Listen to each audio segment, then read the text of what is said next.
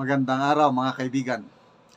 Gusto kong i-share sa inyo ang mga paliwanag ni Atty. Vic Rodriguez sa kanyang latest na live stream na kung saan siniwalat niya ang mga kapalpakan ng Marcos administration at saka nagtanong siya, sino si Maya Santos? Ano daw, dapat daw ipaliwanag ng Pangulong Marcos sino si Maya Santos. Parang ito na link ito noon sa Napoles na pork barrel scam. Nako, na-curious tuloy ako sino si Maya Santos, ano? So, pakinggan natin si Atty. Vic. Napakasipag niyang mag-live stream at napakaganda ang kanyang paliwanag. Huwag nating kalimutan isama sa ating balota number 56, Atty. Vic Rodriguez.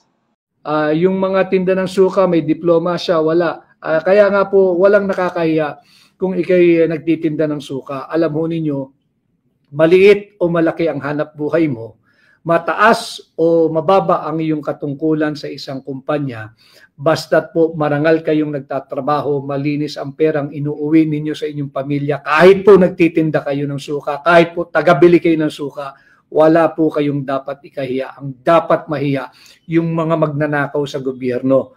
Ninanakaw yung flood control funds. Dahil sa pagnanakaw ninyo ng flood control funds, 200 Pilipino inosente patay, nalunod sa baha dahil ninakaw ninyo yung pera para sa flood control funds. Iyan ang nakakahiya. Iyan ang kasumpa-sumpa. Kaya nga sabi natin dito sa promotor ng negative campaigning, tanungin mo muna sarili mo, sino si Maya Santos? Bisitahin ho ninyo yung affidavit ni Miss Janet Napoles dun sa pork barrel, yung tinatawag na pork barrel queen. Yung affidavit ho niya noong 26 May 2014 sa, I believe, in the Senate. Tanong nyo dito sa nagpromotor ng negative campaigning, sino si Maya Santos?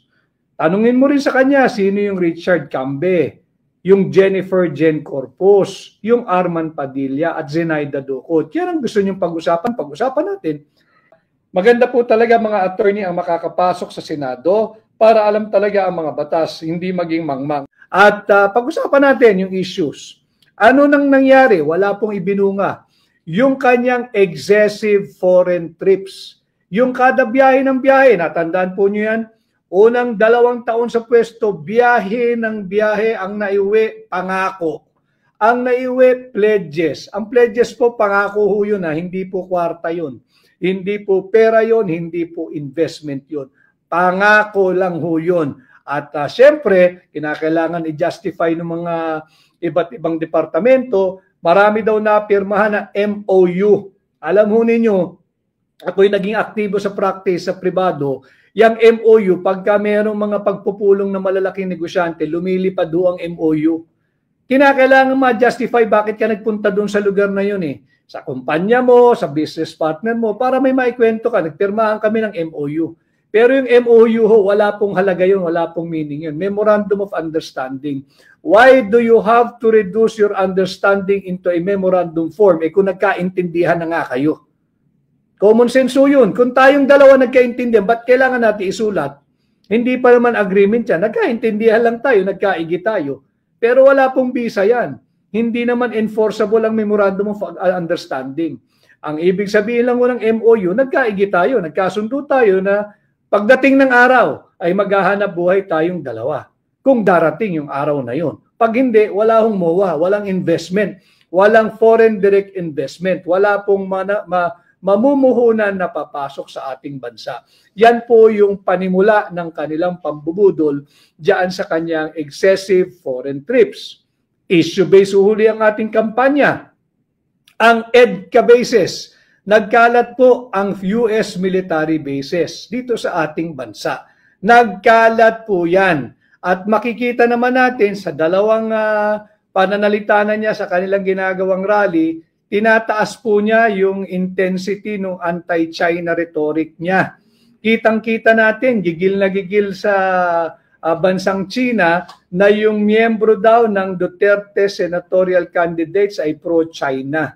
Nakalimutan niya kasi na ang number one source ng ating imported products ay China. Inaaway niya ang China. Totoo po yun. Ang number one source of our export, yung export destination po natin, number one pa rin ang United States. Kaya nga, parehong mahalaga itong mga higanting ekonomiyang ito. Pero hindi ka dapat makipag-away sa bansang China. And fact of the matter, hindi ba nung kumakandidato ka noong 2021 at noong 2022, ang takbuhan mo ay yung mga Filipino-Chinese na tumutulong sa atin nun? O bakit ngayon galit na galit ka sa China? At sinasabi mong pro-China ang Duterte senatorial candidates. But sinasabi mo na si Pangulong Duterte ay pro-China? Hindi siya pro-China, he is pro-Filipino. Ang interes ni Pangulong Duterte, interes ng Pilipino. Binalanse niya yung impluensya ng Amerikano, binalanse niya yung impluensya ng bansang China dito sa atin sa Pilipinas. At hindi po siya pro-China. Lalo hindi rin siya pro-US. Siya po ay pro-Filipino. At maintindihan din naman natin yung spin na yan dahil alam po ninyo, itong mga kaibigan nating Amerikano, hindi rin mo rin naman matatanggal sa kanila yung kanilang may tuturing mo sigurong hinagpis kay Pangulong Duterte sapagkat ito nalalaman itong mga taga-Samar. Tatandaan po nyo yung ginawang howling wilderness, sinunog yung Samar nung isang colonel, si Colonel Smith. Sinunog yung Samar dahil nga po, di ba, nagkaroon ng bakbakan dyan noong panahon ng Amerikano at digma ang Pilipino. At kinuha nila yung Balangiga Bells. Yung Balangiga Bells, ito po ay ginawa nilang trophy. Trophy na ipinapakita nila na tinalo nila ang Pilipino. Maraming Pilipinong namatay. Just correct me if I'm wrong. His name, I think, is Colonel Jacob Smith. Nasa kasaysayan po yan. Ang utos ni Colonel Smith noon, dahil natalo nga sila, ang utos niya sa kanyang mga sundalo, higit akong matutuwa kung mas marami kayong papataying Pilipino. Nasa history book po yan. At ang kanyang kautusan, lahat ng makikita niyong Pilipino na nag-edad 10 years old pataas, patayin ninyo. Yan ang utos niyan. Wala rin naman sanction ng Amerika dyan sapagkat yung Colonel Smith to, yung ginawa niyang howling wilderness, yung Samar, namatay po yan, hindi Colonel, na-promote pa yan, namatay yan as a general. Yan ang katotohanan. Kaya hindi mo matanggal sa ating matagal ng alyado at kaibigan na Estados Unidos. Yung iilan lang naman dyan, hindi lahat. Dahil pinasauli ni Pangulong Duterte yung Balangiga Bells. Di nila matanggap yun. Bakit naman hindi nyo matanggap? Amin yun. Di ba? Ginawa ninyong war booty.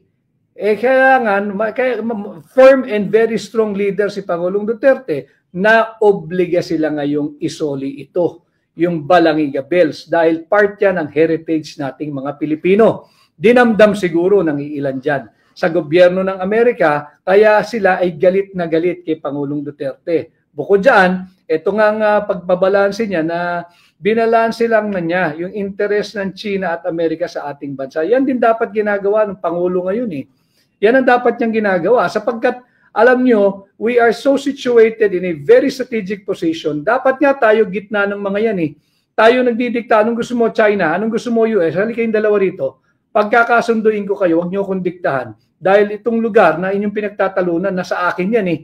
Yung napaka-importanting maritime zone, yung sa South China Sea. Yan ang ating pinag-uusapan dapat. Issue-based. Ang nangyayari, naglipa na po ang US military bases sa Pilipinas. Kahit ano pong tawag nyo dyan, tawagin ninyong EDCA, tawagin ninyong Visiting Forces Agreement, base militar po ng Estados Unidos yan. Hindi makatungtong ang mga Pilipino, hindi makatungtong ang tropang Pilipino dyan sa espasyo ng lupa na ino-occupy sa kasalukuyan ng US military troops, facilities, and kung ano-ano pa nilang kagamitan. So yan po ang katotohanan. Yan ang issue ngayong eleksyon, pag-usapan natin. Dapat yan kasi balanse yung approach natin sa ating pakikipag-ugnayan sa Amerika at sa China. Hindi tayo dapat sunod-sunuran dito sa Amerikano. Hindi tayo dapat sunod-sunuran. Ano na bang naibigay nila sa atin? Pinagamit mo yung base militar natin ng libre. Pinagamit mo ng libre. Eh kung nagpagamit ka na lang, sana ginamit mo na lang din sila, singilin mo. Kailangan natin ng pera eh. Tapos pagka sila nag-i-extend ng tulong in the form of a loan assistance. Loan pa rin yun, utang ho yun, tayo magbabayad nun. Pag-usapan natin issue-based campaigning, issue-based tayo. Kaya lang talaga magne-negative ang Administrasyong Marcos sapagkat wala pong ginagawa ito para sa kapakanan nating mga Pilipino. Yung pag-usapan din ho natin yung sa impeachment ni Vice President Inday Sara Duterte, bahagi po ito ng kanilang diversionary tactic. Nais nilang ilihis. Dahil naniningil po, tatandaan nyo itong midterm election is a referendum. Referendum ito kung sang-ayon nga kayo sa unang 3 taon ng Marcos administration. Ulitin ko, ako ay nagpapasukat, nagpapakilatis, nagpapakilala, nagpapatimbang sa inyo. At kung sa tingin po ninyo tayo karapat-dapat at nararapat, pahiramin po ninyo ako ng inyong tiwala at boto. Iyon po ang dapat ginagawa ng lahat ng kandidato, hindi po yung negative campaigning. Pero hindi naman pwedeng lulunukin natin lahat ng sinasabi nila dahil gaslighting po yan. Hindi po tayo dapat maging biktima niyan. Tinutuwid natin yung mulit patuloy na pambubudol ng Marcos administration at dala-dala niya hanggang kampanya.